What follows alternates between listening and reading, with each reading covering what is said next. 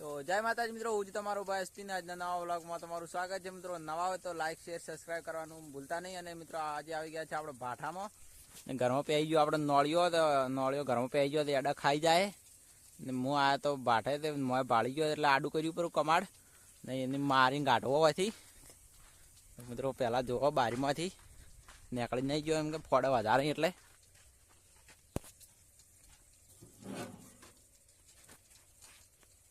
અંધારું એમ મોં મિત્રો. લાઈટ ચાલુ કરી પડી થોડી, દેખાતો નહીં. કેટલો બેઠો ચો બેઠો ડબ્બામાં કોને સટાજી પડ્યું મિત્રો. એડા ખાઈ ગયો ડબ્બામાં જ જો નળિયો.